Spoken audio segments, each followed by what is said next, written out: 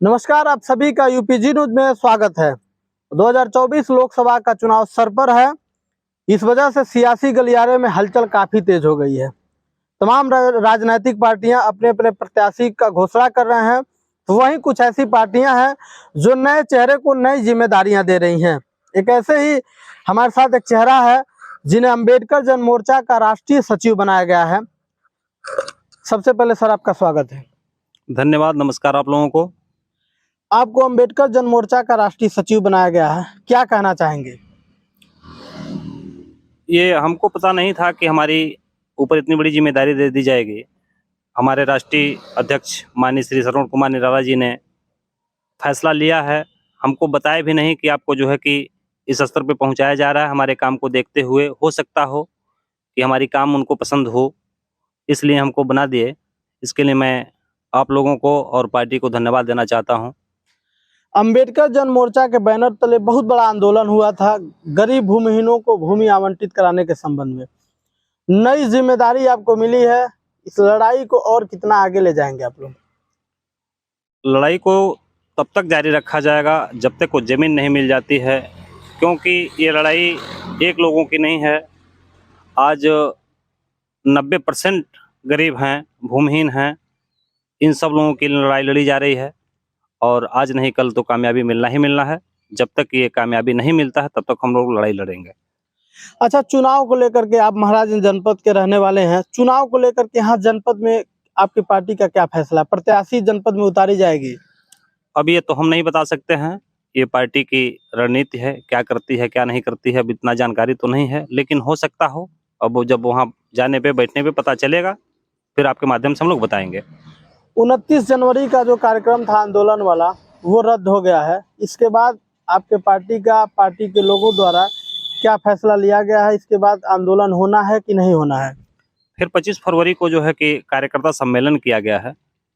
रद्द होने से और न होने से कोई मतलब नहीं है। कोई भी चीज़ अगर जो बड़ा काम किया जाता है तो उसमें रद्द होता है, तमाम कठिनाई परेशानियाँ आती हैं, तो उस परेशानी से घबराने की ज़रूरत नहीं है। कामयाबी तो मिलना ही मिलना ही है, क्योंकि जायज़ लड़ाई लड़ी जा रही है, ये काम होना ही होना है। कहीं ऐसा तो नहीं कि ये केवल राजनीतिक लड़ाई है किसी विशेष पार्टी से, विशेष लोगों से, ऐसा तो नहीं है? नहीं, ऐसी कोई बात तो नहीं है।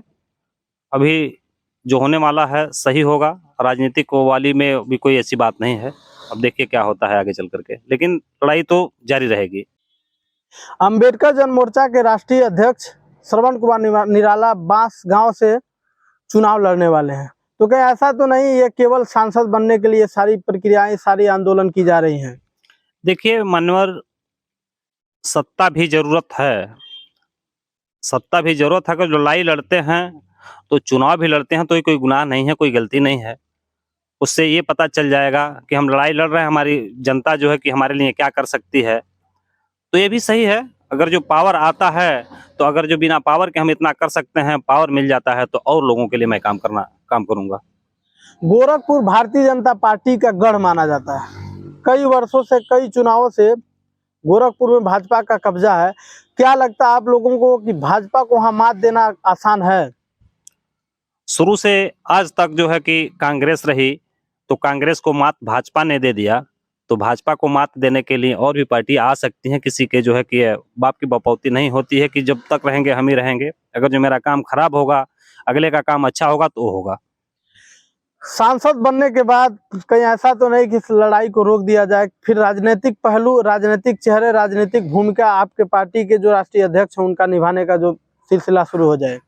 नहीं, ऐसी बात नहीं है। ये जो मुद्दा उठाया गया है जमीन वाली, यह मुद्दा चलेगा और जब तक जमीन नहीं मिलेगा तब तक जो है कि हम लोग मानेंगे नहीं। पार्टी वाले भी नहीं मानेंगे और कार्यकर्ता जितने हैं इसीलिए जो कि लगे हुए हैं कि हम लोगों की कामयाबी मिले, और कामयाबी आज नहीं कल तो मिलना ही मिलना है, क्योंकि मांग ये जायज है।